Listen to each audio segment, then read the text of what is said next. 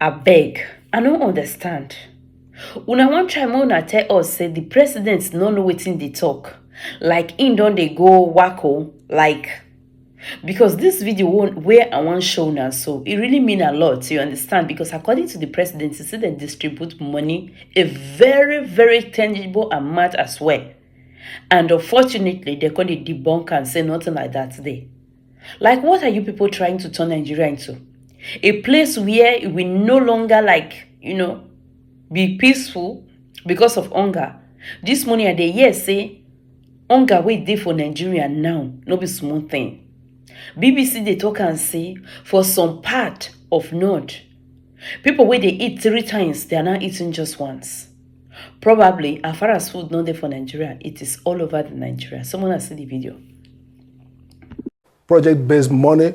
Then the question is, why didn't they, distribute it? Why didn't we see the impact? So, in other words, the principal minders kick the can, say, guys, you are facing the wrong guy. This guy has done everything he could do. Look at the state governors. They're the ones who caused this problem. They're the ones whose failure of governance results in what we are facing today. And so if that was true, then the president has made a case why we should now, pivot to the state governors as the villains in this case. Right, so the governors are right to, mildly fight back. Right. So for me, it was an error. It was a tactical, defense. Go ahead, yeah. Sorry. Yeah, Dr. Sam Amade, I'm sorry to interrupt you here because, you've used 2 very strong words to describe what the president had said. You said it, appears to be a presidential lie and even fraud. Mm-hmm. But the federal government, through the Ministry of Budget and Economic Planning, had put out an ad on July 22nd, to be specific, on This Day newspaper, announcing the reimbursement of 438 billion naira of this World Bank intervention loan to 34 states and the FCT. That's with the exception of Anambra and Kaduna. I have that ad right in front of me. And they say it's under a COVID-19 recovery plan, NG Cares. It's a program for results whereby states had to use their money to advance and to implement the program. They say the loan was given to states after the World Bank had verified the amount spent by each state, and the purpose of that loan was to help each state expand access to livelihood support of their citizens, that is also to assist in food security services and grants. Pay attention, grants to poor and vulnerable households. The president, in his speech had said that more than 570, this is what he said, and I quote, more than 570 billion has been released to 36 states to expand livelihood support to their citizens. That's all he said in that statement. That's what he said. And, now he says it's 36 states. In that ad, I saw 34 states, and it was, a little lower than 570. It was 438. So we're assuming that maybe the other 2 states left out has been included. That's yet to be fact-checked. And you're hearing your state governor, Seyi Makinde, saying that, his announcement was a misrepresentation of facts because the states are only being reimbursed funds that they have already invested. Now, how is it misrepresentation when the federal government itself actually had announced the same intervention, explaining exactly what Seyi Makinde had said? How is this misrepresentation? So let me answer very quickly. I think it's good you brought the facts. It actually refers to my position. Now, look at it. A reimbursement presupposes a spend. So the states are being reimbursed. Many of those states, of course, the way government works, sometimes, loans and debts and all that. Okay, fine. Now, that's an advert for a program or a publication for a program which the World Bank, paid states. So states have an entitlement. The federal government, look at how it works. The federal presidency as the It's the same exact program. It's state program. Yeah. No, the point I'm making is that that's not the president's speech. The content of the president's speech is a reflection of what government has done to deal with the outcome of the policies they are challenging. So that's why I use the word very carefully. I said, if that speech, there are many programs state governors have gotten loans for different things. And by the way, nobody should take the state government from responsibility because governance is subnational in the main. The point I'm making is that in a presidential speech where you passing off, the pass off here was that in response to all these things, this is what we've done. We've done, not what the World Bank has done or what they said entitled to. Federal government do give refunds, and because they are, like the point I'm making, that the federal government is the gateway to the states.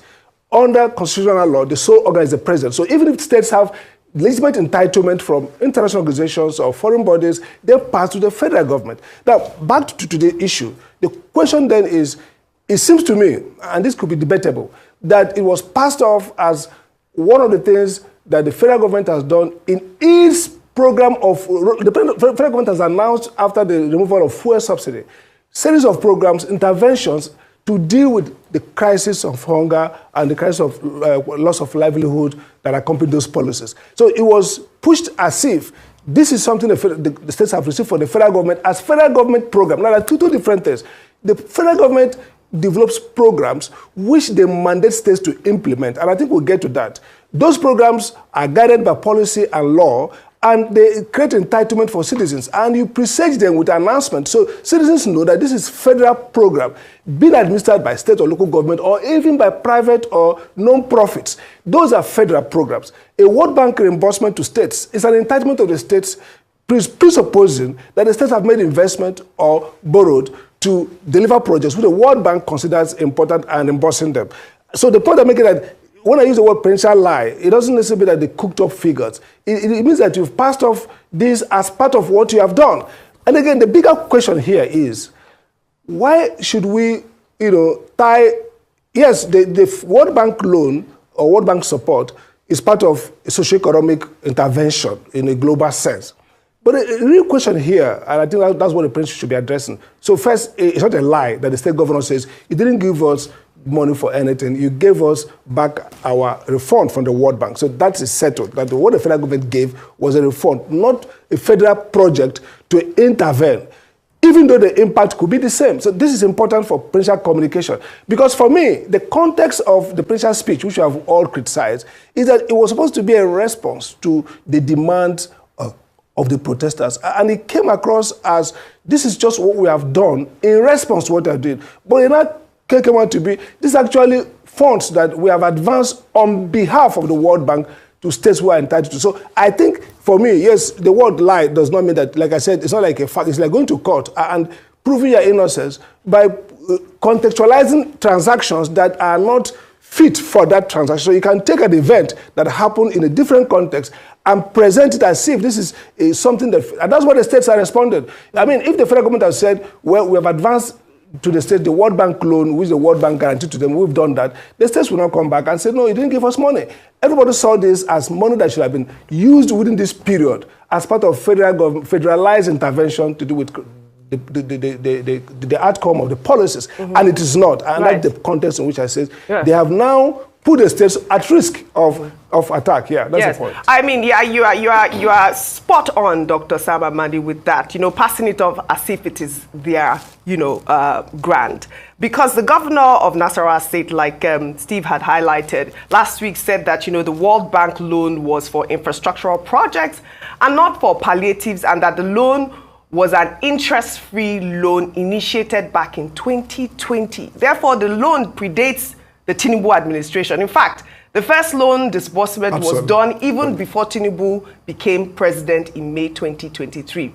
But, when you look at the reimbursement announcement, this back in July, the Ministry of Budget and Economic Planning gave that impression that you are saying. They said that the program was made possible because of the various policy reforms introduced by President Tinubu, which enabled states to invest heavily in the program. In fact, the ministry said, and let me quote here, that NG Cares is one of the social protection programs that are implementing the tenets of the Renewed Hope agenda. I mean, this is the question a lot of people are asking. Why would you make such a statement, this semantics to deceive Nigerians? That's the question.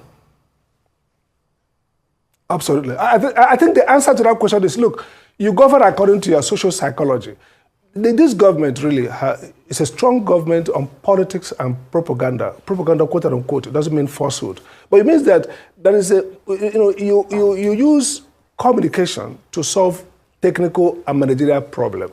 If you're not driving your policy well, or everything is under the mantra of renewed hope. So you see talking point around renewed hope, and so this deception is a product of that mental fixation around propagandizing.